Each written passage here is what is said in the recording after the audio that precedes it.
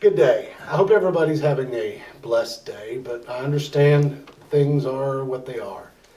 Today, I am joined by Steve Fox. Some of you know him as the guy that stepped aside so I could step in. So, anyway, Steve's going to join us today. We're going to have a few discussions about different things, but we can't help but start off, I think, with it being, what day is this? It's April the 81st. Oh, no. No. April the 101st. No. That was April Fool's, wasn't it? Yeah. Okay. There you are. You really look nice in that sweater and those pants. Oh, well, thank you. I wish I could say the same, but April Fools. Can you pause? Yeah. Do you have a favorite April Fool's joke? That one? Oh. You mean one besides that? Yeah. For those who didn't know, he told me one off camera. So, anyway, let me show you mine. Kelly and I were in Phoenix, Arizona, and we're there for a conference for my old job that I used to have. And we're driving through town, and we're listening to the radio. And this guy on the radio comes across and says, now, today, later on, about 2 o'clock, the telephone companies are going to clean out the telephone lines. So what they're going to do is they're going to blow air into the phone system. And as it comes through the line, you may find around a big puff of dust around your phone. So probably the best thing to do is to go get a paper bag and put your phone in the paper bag. Well, this guy went on for, almost an hour. And Kelly and I, we don't remember that it's April 1st. We're just talking, we look at each other like, is this guy nuts? That doesn't even work. We're just arguing back and forth a little bit. And then Kelly, of course, says, you do know today is April 1st. I went, oh man, what an April Fool's joke. I can imagine how many people went and put bags over top their phones just to Get it cleaned out. get them cleaned out. Well, about 15 years ago, Susie was working at Charleston National Bank downtown. Mm-hmm. And their boss came in and told the whole group that at noon, Chuck Yeager was going to fly under the South Side Bridge. And Susie already knew what day it was, but a bunch of them in there didn't know. They walked at their noon break, at their lunch hour, they walked out on the sidewalk and waited for him to fly under the South Side Bridge like he did in 1946 or something like that. I guess being married to you, Susie's kind of gotten used to the April Fool jokes. Yeah, pretty much. Hey, today there are things going on that I think have a lot of people nervous. I do know that some preachers are actually getting in a little bit of trouble because they're trying to have services. And I think sometimes that we're nervous about, deep inside it's churning, I'm missing church service, this is bad. What would you want to say to someone who's dealing with that kind of issue? You mean the balance between Yeah. the two? Well, one of the positive things that I've seen so far in this whole situation, and I'm going to address that in just a minute, that none of us have an answer to this. No. I mean, you can be the most brilliant scientist that there is, and we still don't have an answer for it. But one of the things that I've seen that was really positive in this whole situation, and I don't want to get too political here, but I have to tell you the story. There was a man who's usually a panel, he's usually on the panel for MSNBC, and he was talking to Dr. Jakes, I think it is, who started his ministry here in Cross Lanes. T.D. Jakes, And now he's in Dallas. Right. And at the end of their conversation back and forth, this MSNBC newspaper reporter, or TV reporter, said to him, "I have never asked anybody to do this. Would you please do this?" And he said, "Yeah, sure, what?" He said, "Would you close our program with a prayer?" I about fell off the couch. Yeah, the odds of that happening. Because this, looked like the canyon was maybe getting a little bit smaller. I don't know. Yeah. And I know there are good things that happen. The doctors and the nurses and the medical staff, they are amazing. And how they're doing that, going 14 hours a day, 15 hours a day. I don't know how they're doing that. But I think there's all kinds of positive things we can learn from that group. And then there are also some other things that just look horrendous and will probably be one of the greatest things, one of the biggest disasters that ever happens in the history of the world. I think there's a level of frustration. You're sitting there in your TV, sitting there in your house, doing what you're asked to be doing, and you turn on your TV and there's a news story about a group of people that wanted to gather and have a party On the beach. Yeah, or just to defy those that are in authority. This past week I got a email, one of the people I receive emails from sent me a thing, and I want to read this to you. This is from Martin Luther, and this was in a letter that he sent to someone. "I shall ask God mercifully to protect us. Then I shall fumigate, help purify the air, administer medicine, and take it.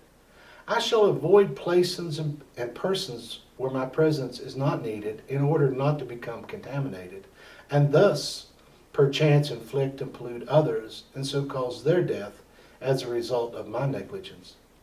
If God should wish to take me, he will surely find me, and I have done what he has expected of me. And so I'm not responsible for either my own death or the death of others. If my neighbor needs me, however, I shall not avoid place or person, will go freely as stated above. See this as such a God-fearing faith, because it is neither brash nor foolhardily, and does not tempt God." What struck me funny in that what he wrote is that he was practicing the do unto others as you would have them to do unto you. Because when we come in contact with one another, I bring with me everybody I've been in contact with to you for the last 3 or 4 days when we're together. So we need, as a family of God, to be considerate of our others. That is the more important message in this period of time, is that we're actually looking out for one another during this. We have ways to worship. A couple hundred years ago, worship services into rural counties was all family oriented. I mean, families worshiped. You can still worship in your home.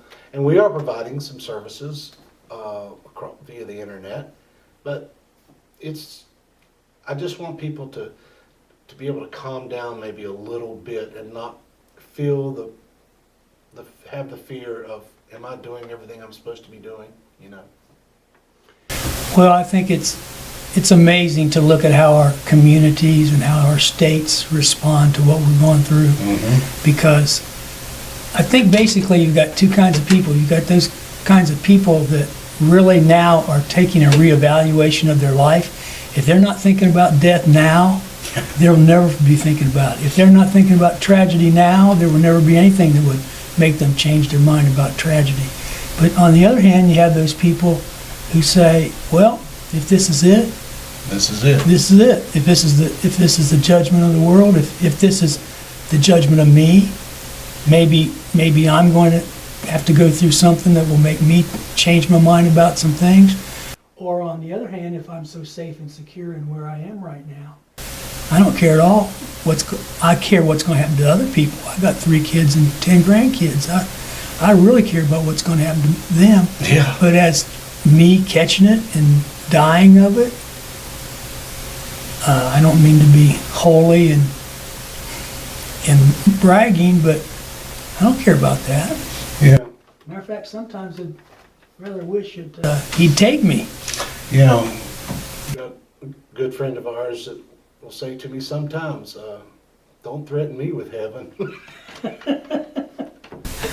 Or like the guy said on the airplane, he was getting on the airplane and the guy said, "Are you really going to get on that plane?" He said, "Yeah." And he said, "Hey, when it's your time to go, it's your time to go." And he said, "What if it's a pilot's time to go?" Yeah.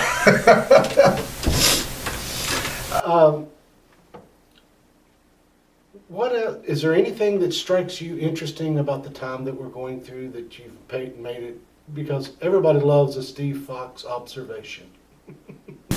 Well, I don't know if everybody did. Was that your April Fool's joke? Yeah. Okay. Well, I retired to partially answer your question, I retired last summer, because of some health situations. And I retired after preaching full-time at 2 churches in the Kanawha Valley for 50 years, a combination of the 2 churches. And when I was in college and when I got out of college, there's certain assignments and I had to do biblical topics.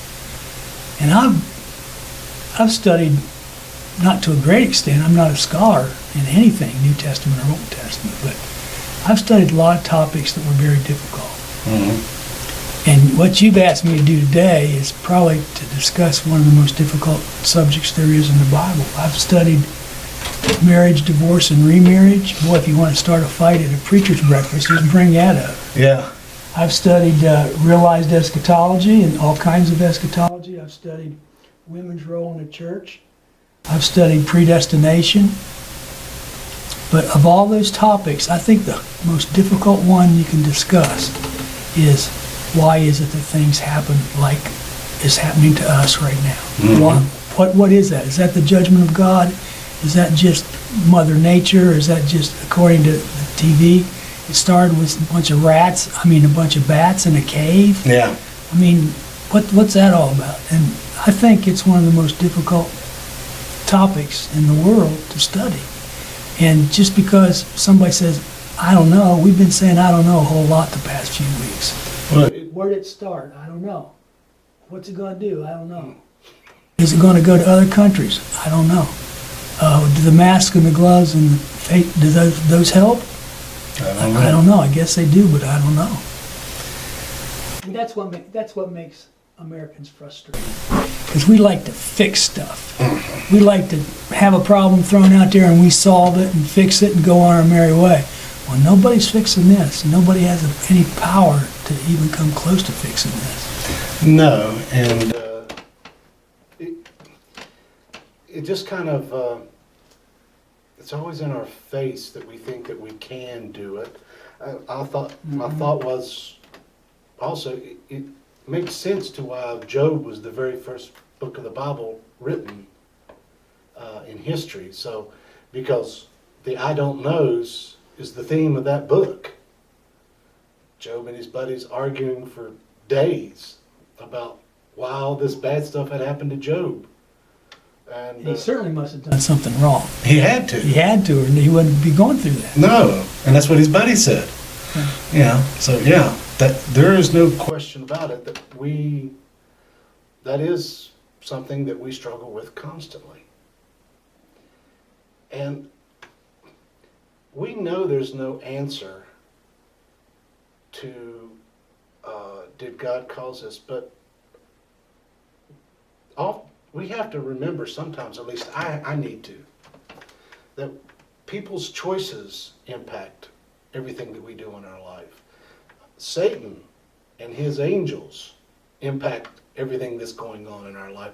There's just not one entity as God that is influencing our lives. There's others. So it just doesn't lay on God's hands all the time.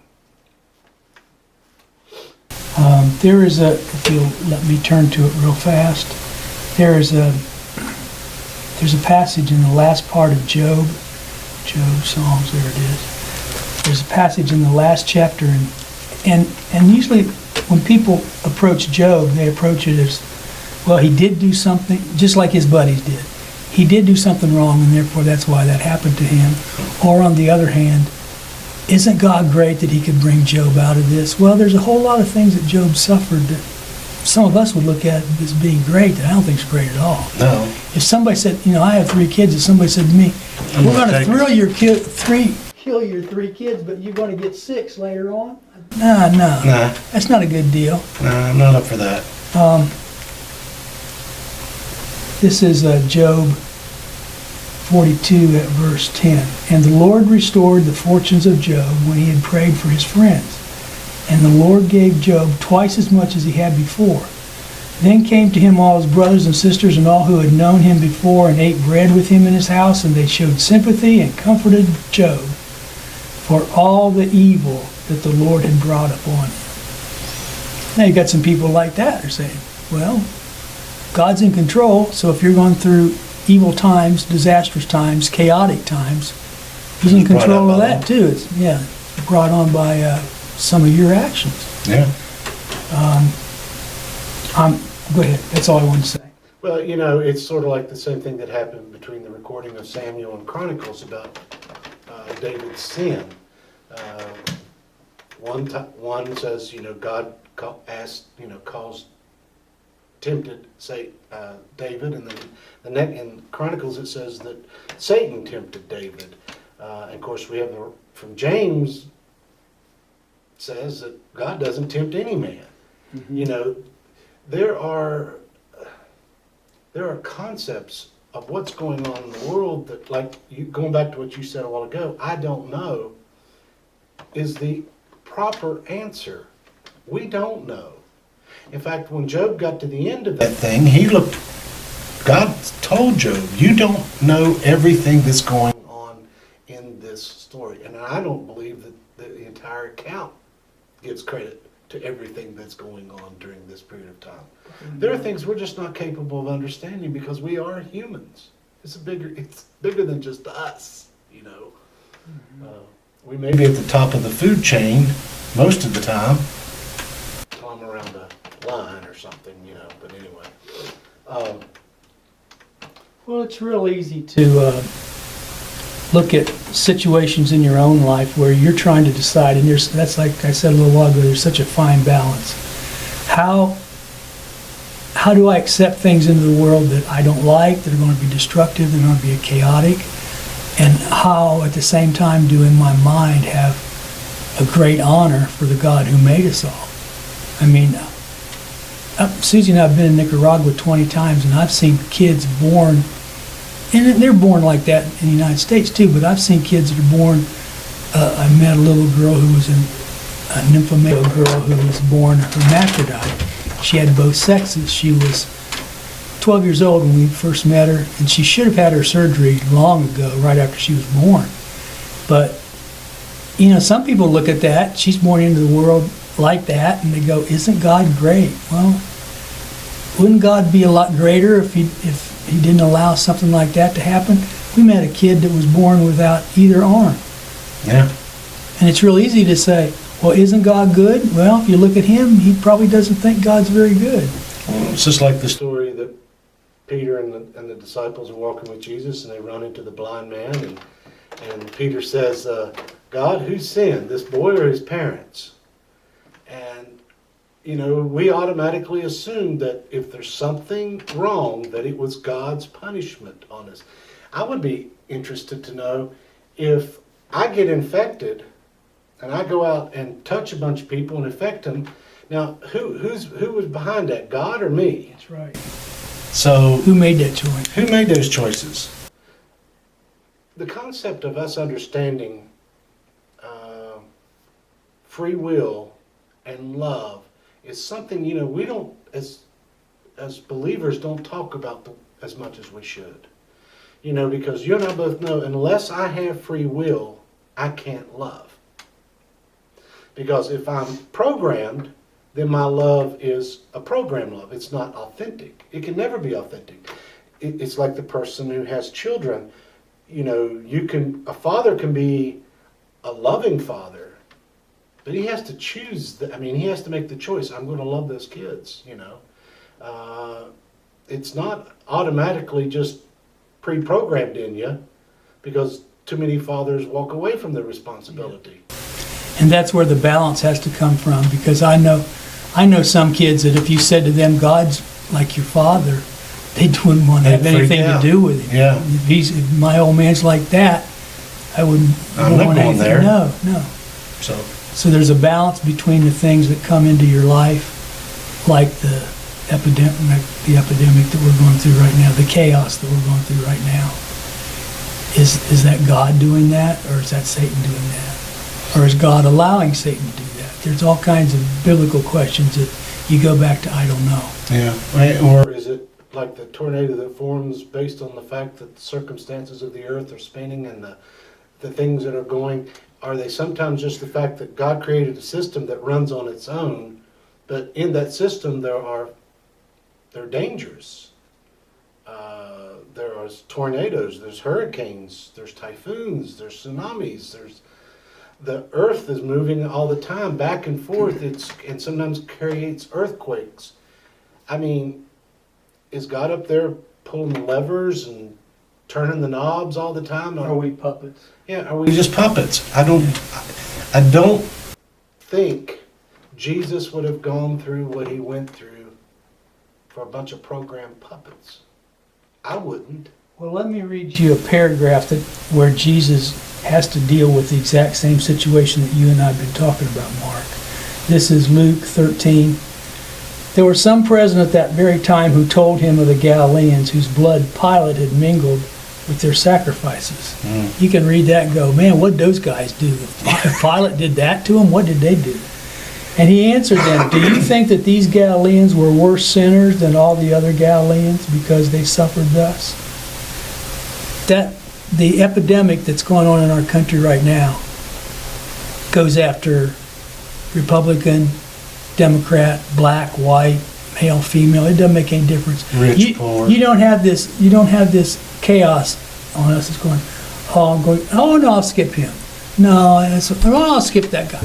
It goes after everybody. It's not, you know. So he said here, do you think that those Galileans were worse sinners than all the other Galileans because they suffered thus?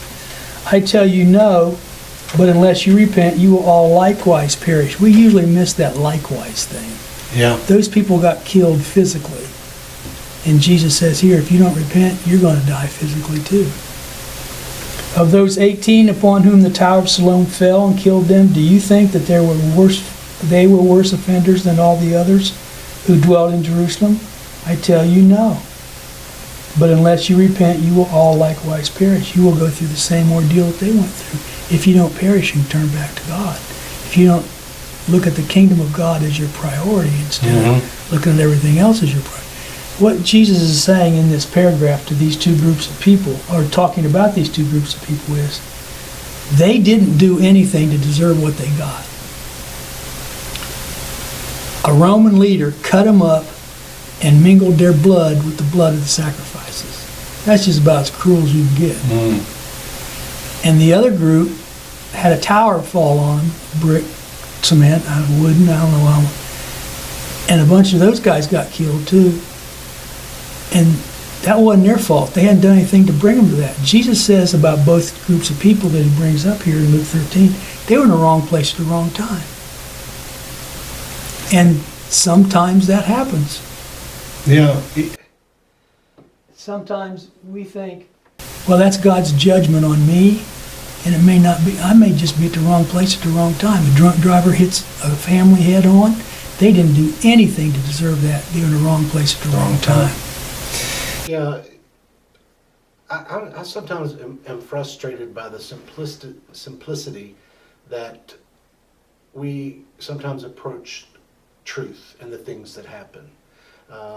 Someone dies and the first response is, God must have needed someone else in heaven. He needed a new rose for his garden. Yeah. We need to we need to grow in our faith and in our knowledge and understanding as people of God. That kind of concepts is detrimental, because if someone understands that, they begin to think then if something bad happens to them, well, it was God. And if we as believers aren't being the ones who's up there saying like, no, I don't know, but I can tell you all the things I do know that God does that are good. I'm not going to attribute everything that happens to him, because I don't think everything happens because of him. Someone driving in has an accident in a car. I don't think God grabs the steering wheel at that moment, punches the gas and says, here, you're going into this wall. No.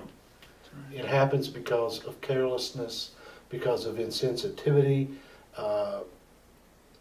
One of the reasons I think Jesus began with some of his Beatitudes is because our attitudes towards people will impact everything that we go through in life. Doing unto others as you would have them do unto you. I believe those concepts help us. I'm going to ask Steve now to share with us a few things. It's as a small devotional, and we're planning on doing these some more, hopefully every week, until the government tells us we have to sit at home permanently. Then we will pause, but hopefully we can come here once a week and do this together and put it on the video channel for you at Park Avenue Church of Christ. Every time in my preaching life that I went into a bookstore and found a book that had to do with suffering, either human suffering or spiritual suffering, or what you're going through during this time that we're going through right now in 2020, when I would find a book that would address that, I would always buy it. And I'd think, this is the one that's going to explain it to me. Because how do you deal with what happens in the world when bad things happen to good people?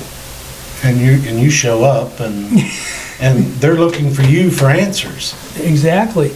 I've had funerals of people who had heart attacks when they were very young, car wrecks, babies dying, and they want some kind of answers, when all I got is I don't know. The first funeral I ever had was a 2-week-old baby. And to tell you the truth, that was in 1971. And to tell you the truth, I don't remember what I said at the funeral. But if tomorrow I had the funeral of another baby, I wouldn't know any more what to say than I knew 50 years ago. Yeah. Because it's one of those topics that you can, skip around it all you want to, but to hit it in the middle of the target is something else. There are all kinds of books written about suffering and written about why the people who are very good have bad things happen to them. The definitive book on that topic was written by a Jewish rabbi who lived in Newton, Massachusetts. His name was Harold Kirshner, maybe something like that. Harold Kirshner. And he dealt with people in his congregation all the time who he had a son that was born that had that disease where you keep growing faster and faster, and your body develops faster and faster. I can't remember what the name of it is, maybe Ageria or something. But this boy died when he was 13 years old because he had that. But when he died, he looked like he was 90 because he had that disease. Well, Kirshner had to decide, what do I do with this? Did I do something that made God do this to my son, or did this happen? Was he in the wrong place at the wrong time? He's gone through all. And every time I've read his book a couple times, I think it's very good. It doesn't answer all the questions for me, but I think he makes an attempt at doing that instead of just saying I don't know. Every book that I've read like that, I'll think, this is the one that's going to explain it to me. This is the one that when I get done, I'll say, oh yeah, I see that. Yeah, I got that. I wish I could tell you that's what happened. Every book that I read, when I turn to the last page and put the cover down on the back cover, I'm going, I don't know any more than I still don't know any more than when I started. Yeah. I would never ever write a book about that because it'd just be one chapter that says I don't know, and then here, you can give me $20, you can have my book. But all of us have to find, most of us have never had a child like that had that kind of disease. But there's stuff like that all over the world. And it'd just be nice if people could get together and say, let's talk about this and come to a conclusion. Well, all those scholars who wrote all those books, inside their hearts and their minds, they know that they didn't answer the question either. No. But they took a shot at it, and I give them credit for that. Well, we all know that at some point in time, we're all going to deal with something where the answer to the question is, I don't know. We hope here that our time together today has been a benefit to you, and our discussions have helped maybe settle and make you more at ease in things. There is hope in the I don't know, because the hope that we place in God makes up the difference in the parts that we don't know. And that was what was intended from the very beginning, was for us to learn to live our lives in total obedience and in trust to God. I hope today we've been able to enrich you and make you feel at home with our conversations. Look forward to seeing you again next week. Have a blessed day.